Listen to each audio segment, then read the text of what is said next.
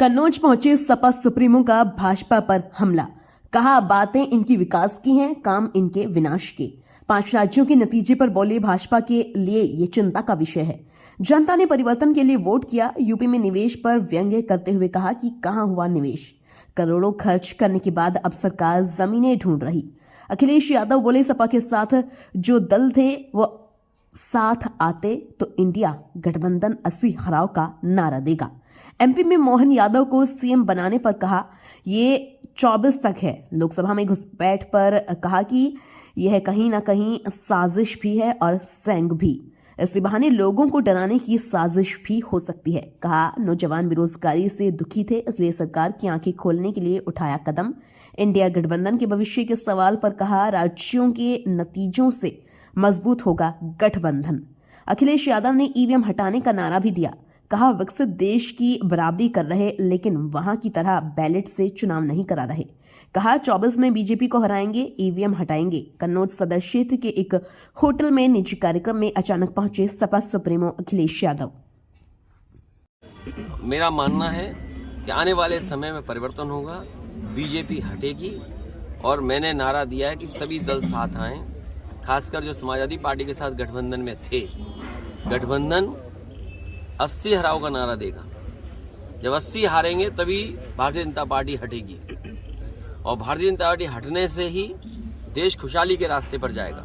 इनके पास नारे तो नए नए हैं, अब कह रहे हैं कि डेवलप्ड कंट्री का सपना देख रहे हैं। जिनके वचन में कोई दम मतलब कहने और कथनी में अलग अलग हो, क्या कहा और क्या किया, इसका जनता को आकलन करना पड़ेगा। और अभी लोकसभा में जो नौजवान कूदे हैं, ये सही बात है कि सुरक्षा, और वहाँ पर सुरक्षा जो प्रधानमंत्री जी का ड्रीम प्रोजेक्ट था, अगर ड्रीम प्रोजेक्ट में जो लगभग 25,000 करोड़ का बना है, वहाँ की सुरक्षा ऐसी है, तो मुझे लगता है कहीं ना कहीं साजिश भी है और षड्यंत्र भी है। क्योंकि कहीं इसी बहाने सरकार की कोई तैयारी तो नहीं है, कहीं इंटरनल सिक्योरिटी और सुरक्षा के बहाने लोगों को डराने की तैयारी तो नहीं है। एक तो सवाल वो खड़ा होता है और दूसरा सवाल खड़ा होता है, कई प्रतिष्ठित अखबारों ने कहा कि नौजवान बहुत त्रस्त थे।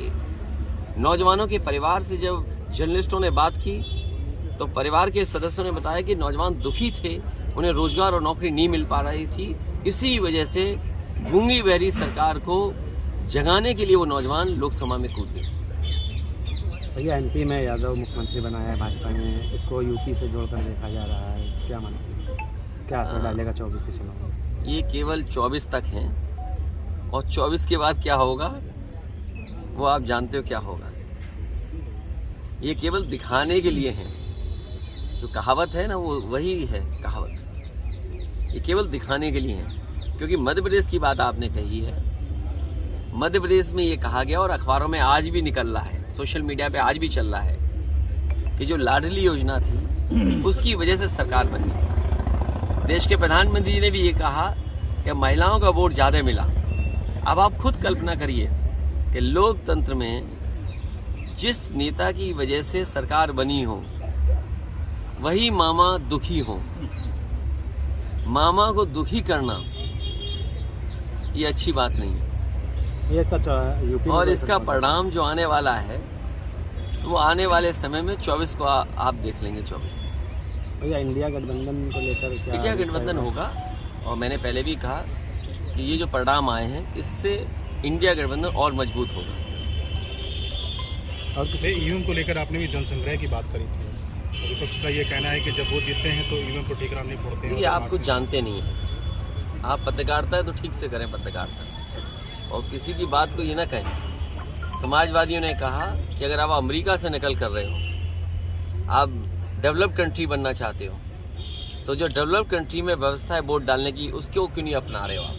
अमेरिका जैसा देश जो अर्थव्यवस्था में ताकतवर है वो अपने आप महीनों बैलेट से वोट डलवाता है। जापान जैसा देश जहाँ से ईवीएम कभी बनी वो बैलेट से वोट डलवा रहा है। जर्मनी का जो सुप्रीम कोर्ट है उसने ये पाबंदी लगाई कि अगर ईवीएम से मशीन से वोट पड़ेगा तो वो अनकॉन्स्टिट्यूशनल है। ये तीनों बातें जो मैंने कही हैं इन तीनों बातों पर आप खुद विश्लेषण करिए। और भारत सरकार ये कह रही है कि हम दुनिया में सबसे ताकतवर देश बनने जा रहे हैं और बनना चाहते हैं। तो क्या अविश्वास के साथ आप ताकतवर बनना चाहते हैं? जनता को विश्वास हो और सीक्रेट बैलेट, आज तो ये पता लग जाता है इस गांव में, इस मजरे में वोट किसको मिलने वाला है, किसको पड़ने वाला है। तो ये सीक्रेट बैलेट कहाँ है वोटिंग? इसलिए समाजवादियों का मानना, मैं आज फिर कहता हूँ आपसे, मैं जनता से अपील करूंगा कि समाजवादियों को जिताइए, बीजेपी को हटाइए। बीजेपी के हटने से ईवीएम भी हटेगी। इंडिया गठबंधन में समाजवादियों का प्रस्ताव होगा और जनता से अपील होगी उसके माध्यम से कि देश में ईवीएम हटे, बीजेपी हटेगी तो उससे ईवीएम हट जाएगी। भैया अगर इंडिया गठबंधन में